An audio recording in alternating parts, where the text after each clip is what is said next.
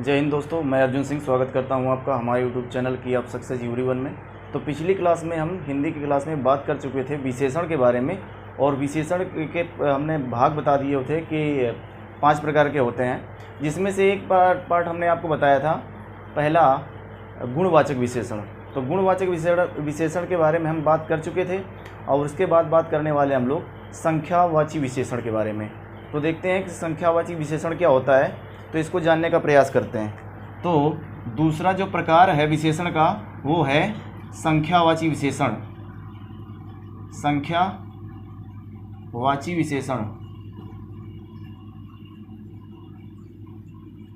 संख्यावाची विशेषण। देखिए, जो संख्यावाची विशेषण होता है तो ये संज्ञा या सर्वनाम की संख्या को प्रकट करता है, संख्या को बताने का प्रयास करता है।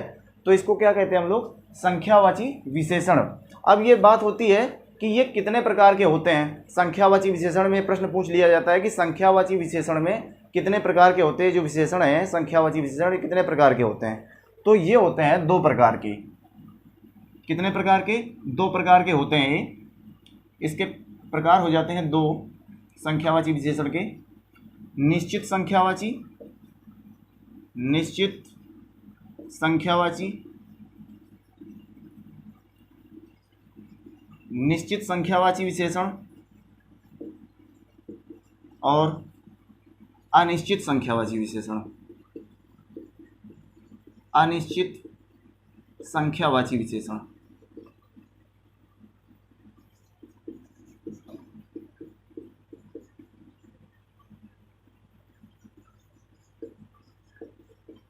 अनिश्चित संख्यावाची विशेषण। सबसे पहले हम बात करते हैं किसकी? संख्यावाची विशेषण की। जो संख्यावाची विशेषण में हमने बताया कि संख्यावाची विशेषण कितने प्रकार के होते हैं? 2 प्रकार के, निश्चित संख्यावाची और अनिश्चित संख्यावाची। अब निश्चित संख्यावाची के प्रकार कितने होते हैं? तो निश्चित संख्यावाची के प्रकार हो जाते हैं 4। ठीक, तो सबसे पहला है गणना, गणनावाचक विशेषण, गणनावाचक विशेषण। दूसरा है क्रमवाचक, आवृत्तिवाचक। दूसरा हम लिखते हैं आवृत्तिवाचक, आवृत्तिवाचक विशेषण, आवृत्तिवाचक विशेषण। तीसरा क्रमवाचक विशेषण, और चौथा है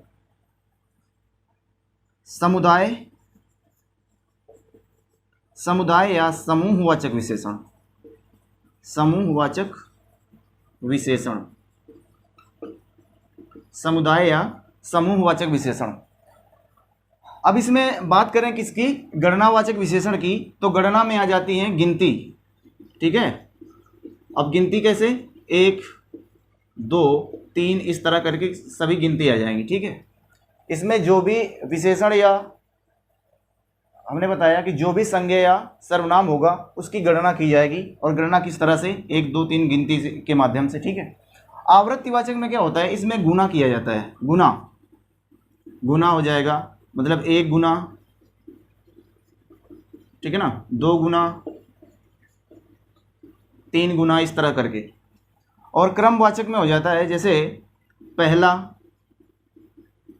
दूसरा, तीसरा, इस तरह इसका क्रम हो जाएगा। तो क्रम जहाँ पर संज्ञा सर्वनाम का क्रम बताया जाए तो वहाँ पर क्या आएगा?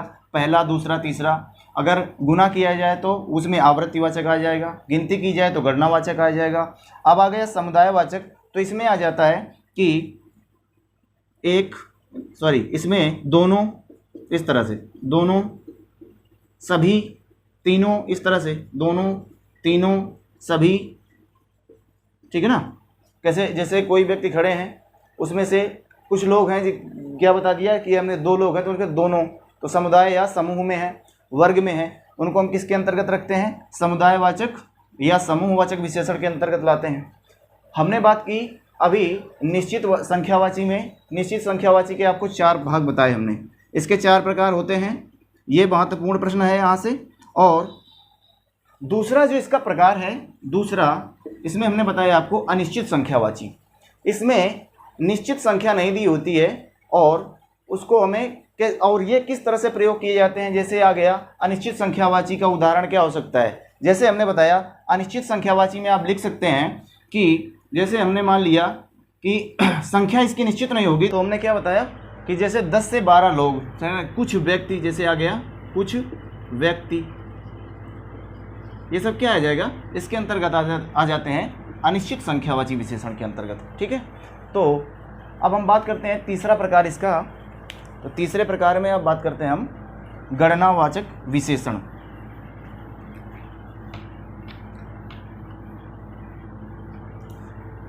या परिमाणवाचक विशेषण बात करते हैं हम लोग किसकी। तीसरा है परिमाणवाचक विशेषण।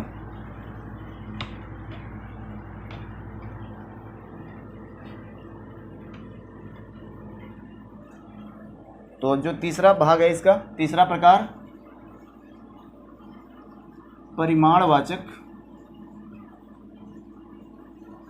परिमाणवाचक विशेषण। परिमाण का मतलब क्या है, यहाँ पर मात्रा, मापतौल से, ठीक है, मापतौल, मात्रा, मापतौल, और इनकी क्या होती हैं, इकाइयाँ होती हैं। इसमें क्या दिया होगा कि इकाई दी हुई होगी, ठीक है, इकाई दी जाती है।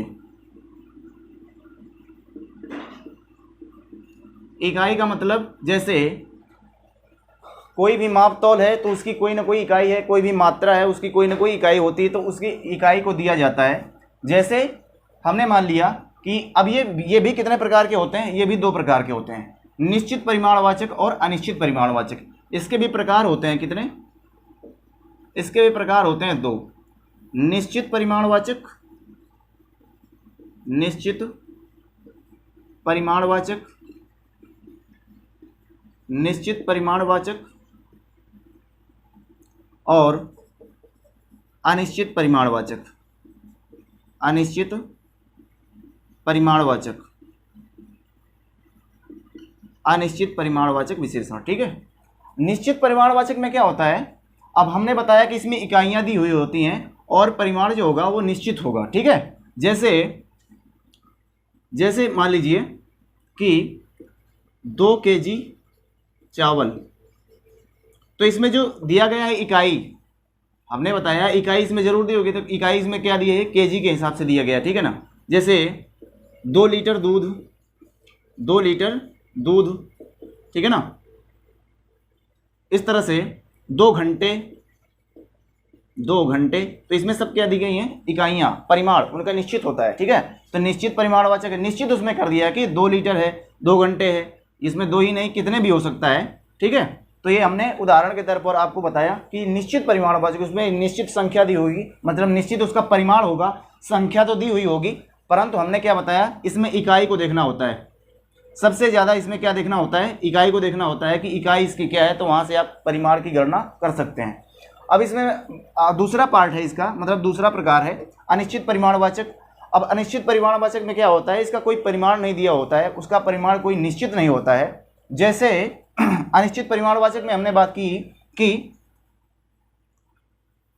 जैसे कुछ पानी दे दो, है ना, तो कुछ का मतलब क्या है, यहां पर निश्चित नहीं हो पा रहा है और यहां पर कोई इकाई भी नहीं दी गई है। ठीक है ना, कुछ किलोग्राम, कुछ अनाज, इस तरह से यहां पर क्या हो जाता है, अनिश्चित परिमाणवाचक। अब बात यहां पर होती है कि यहां पर 2 प्रश्न बन जाते हैं, अनिश्चित संख्यावाचक और अनिश्चित परिमाणवाचक। इसको डिफाइन कर पाना जो है कि दिक्कत हो जाता है, तो इसको सबसे पहले हम लोग कंफ्यूजन इसको दूर करते हैं कि निश्चित और अनिश्चित परिमाणवाचक, हमने निश्चित परिमाणवाचक तो आपको बता दिया, और निश्चित संख्यावाचक, इसमें 2 कंफ्यूजन होती है, अनिश्चित परिमाणवाचक और अनिश्चित संख्यावाचक में। तो उसको देखते हैं हम लोग सबसे पहले, तो उसको भी देख लेते हैं। देखिए कि होता क्या है कि अगर किसी संज्ञा या सर्वनाम में क्या दिया हो, अनिश्चितता प्रकट करता हो। अगर कोई संज्ञा या सर्वनाम, ऐसा कोई शब्द जो संज्ञा या सर्वनाम हो जो अनिश्चितता प्रकट करता हो, अनिश्चितता प्रकट करने वाले शब्दों के साथ जोड़ दिया जाता है। जैसे मान लीजिए कुछ पानी हमने लिखा, कुछ पानी, तो कुछ यहां पर क्या है, अनिश्चितता प्रकट करने वाला है, परंतु क्या है, पानी अगणनीय मतलब है, अगणनीय विशेषण है। पानी क्या है, पानी की आप गणना नहीं कर सकते हैं। और इसी के साथ क्या जोड़ दिया गया है, कुछ ऐसा शब्द जोड़ दिया गया है कि जो कि अगणना है, मतलब इसको अगणनीय है, इसको गणना नहीं कर सकते हैं, इसको आप गिन नहीं सकते हैं, ठीक है ना। तो ये अगणनीय परिमाणवाचक विशेषण के अंतर्गत आ जाता है। जैसे अगणनीय, इसको लिख सकते हैं आप, अगणनीय परिमाणवाचक विशेषण।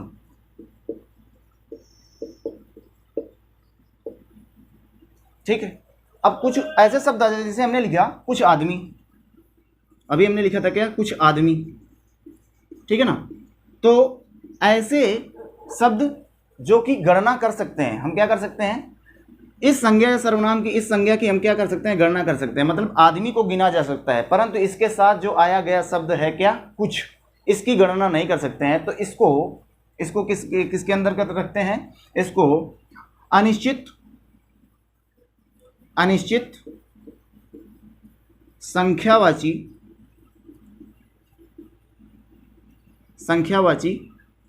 विशेषण के अंतर्गत रखते हैं। विशेषण, इसको बोलेंगे अनिश्चित संख्यावाची विशेषण, इसकी निश्चित संख्या नहीं है, ठीक है। तो इस तरह से हो गया ये आपका। और अगला इसका प्रकार है जो, वो है, अगला हमने बात कर ली अभी संख्यावाचक विशेषण और परिमाणवाचक विशेषण के बारे में। और अब अगला पार्ट जो है उसके बारे में हम बात करते हैं, चौथा। जो चौथा है संकेत या संकेतवाचक विशेषण। क्या, संकेतवाचक, या लिख सकते हैं उसे सार्वनामिक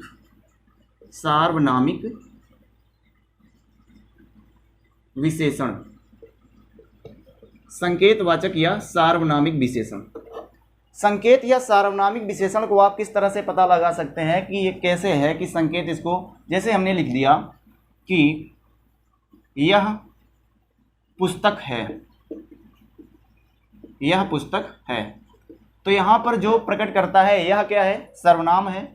यह क्या है, सर्वनाम है। कैसे, हमने पिछली वीडियो में आपको बता दिया सर्वनाम के बारे में। तो यह क्या है, सर्वनाम है। पुस्तक क्या है, संज्ञा है। अगर इसी को हम क्या लिख दें, इसको इस तरह से लिखो, यह मेरी पुस्तक है, यह मेरी पुस्तक है। तो यहाँ पर ये जो है वो सर्वनाम है, सर्वनाम, और ठीक है। और इसमें जो पुस्तक है वो क्या है, संज्ञा, तो संज्ञा है। इसी को हम इस तरह से लिखते हैं, यह मेरी पुस्तक है, ठीक है। और इसको लिख सकते हैं, यह पुस्तक मेरी है, यह पुस्तक मेरी है। देखिए यहाँ जो बात हो गई है कि अगर परिभाषा की अगर बात करें कि अगर कोई संज्ञा या सर्वनाम, अगर कोई संज्ञा या सर्वनाम के तुरंत बाद, देखिए ये सर्वनाम है, इसके तुरंत बाद संज्ञा का प्रयोग हुआ है। अगर संज्ञा या सर्वनाम के तुरंत बाद प्रयोग होता है तो उसको इसके अंतर्गत किसके रखते हैं, ये विशेषता को बताता है, तो इसको अलग रख देते हैं हम लोग विशेषण के अंतर्गत। तो ये क्या है, यह यहाँ पर जो सर्वनाम है ये विशेषण, मतलब पुस्तक की विशेषता को बताता है, इसलिए यहाँ पर यह क्या है, विशेषण है। जबकि अगर कोई संज्ञा या सर्वनाम कि जिसकी विशेषता को बता रहा हो, यहाँ पर ये जो है यह किसकी विशेषता को बता रहा है, पुस्तक की विशेषता को बता रहा है। और जो यहाँ पर सर्वनाम आया है, जिस संज्ञा के लिए आया है, उसकी जो विशेषता को प्रकट करेगा, वहाँ पर उसे देखो संकेत कर रहा है, यह पुस्तक, यह मेरी पुस्तक। यह कौन सी पुस्तक, मेरी पुस्तक। तो संकेत किसके लिए कर रहा है, यह पुस्तक किसकी है, मेरी। तो यहाँ पर क्या होगा, यहाँ पर संकेत या सार्वनामिक विशेषण होगा। संकेतवाचक विशेषण या सार्वनामिक, इसको बोल सकते हैं सार्वनामिक, ठीक है। तो यहाँ से हमने बताया संकेत या सार्वनामिक विशेषण, अंतर आपको समझ पा रहे होंगे। इसके बाद अब बात करते हैं हम अगला भाग, जो कि लास्ट है, पांचवा प्रकार है इसका व्यक्तिवाचक विशेषण। व्यक्तिवाचक विशेषण, अभी तक हम लोग सर्वनाम या संज्ञा के बारे में बात कर रहे थे। क्या सर्वनाम ही विशेषण हो सकते हैं? नहीं, ऐसा नहीं है। संज्ञा भी विशेषता को प्रकट करती है। कैसे? पांचवा प्रकार है इसका व्यक्तिवाचक विशेषण। व्यक्तिवाचक विशेषण, व्यक्तिवाचक विशेषण। देखिए क्या होता है व्यक्तिवाचक विशेषण। व्यक्तिवाचक विशेषण को कैसे आप प्रकट कर सकते हैं? जैसे हमने लिखा जयपुर। क्या लिखा? जयपुर। ये एक संज्ञा है, स्थान का नाम है जयपुर, संज्ञा है। इससे क्या बना? जयपुरी, जयपुरी। ठीक है ना? जैसे मान लिया बिहारी, बिहार। जैसे हमने माना बिहार एक संज्ञा है, और यहाँ पर हमने इसको क्या बना सकते हैं? बिहारी। देखिए हम ये क्यों लिख रहे हैं कि हमें क्या बनाना है? विशेषण। व्यक्तिवाचक विशेषण कैसे हो सकता है कि हमने क्या बताया? जयपुर। जयपुर से कैसे बना सकते हैं व्यक्ति? बिहारी। मतलब अब जैसे हमने लिखा धर्म, धर्म को किस तरह से लिख सकते हैं? धार्मिक। ठीक है। जैसे हमने बताया समाज, समाज से कैसे हो सकता है? बना सकते हैं हम इसको सामाजिक, सामाजिक। यहाँ से आप समझ पा रहे होंगे कि हमने क्या किया है। बाद में यदि किसी संज्ञा शब्द के बाद में प्रत्यय जोड़ दिया जाता है, और प्रत्यय जोड़ने के बाद जो नया शब्द बनता है, और वो जो नया शब्द उसकी विशेषता को प्रकट करता है, तो वहाँ पर कौन सा विशेषण होता है? वहाँ पर व्यक्तिवाचक विशेषण होता है। परिभाषा आप लिख सकते हैं इसकी कि यदि किसी संज्ञा शब्द के बाद कोई प्रत्यय जोड़ दिया जाता है, यदि किसी संज्ञा शब्द के बाद कोई प्रत्यय जोड़ दिया जाता है और जो नया शब्द बनता है वो क्या होता है? व्यक्तिवाचक विशेषण होता है। तो यहाँ से आप व्यक्तिवाचक विशेषण की परिभाषा को लिख सकते हैं। ठीक है। तो ये रहा व्यक्तिवाचक विशेषण। हमने सभी पार्ट बता दिए विशेषण के। तो और इसके पहले वाले वीडियो से आप देख सकते हैं, उसमें हमने एक वीडियो मतलब उसमें बताया हुआ था शुरू से। तो पूरा वीडियो देखिए शुरू से लेकर के। किसी भी मतलब टॉपिक को क्लियर करना होता है तो सबसे पहले से शुरू करते हैं। तो इसके पहला वाला वीडियो आपको देखेंगे तब ज़्यादा समझ में आएगा। तो देखते रहिए और बने रहिए हमारे साथ में। तो अगर चैनल पर नए हैं तो सब्सक्राइब कीजिए, लाइक कीजिए, कमेंट कीजिए और शेयर कीजिए। धन्यवाद।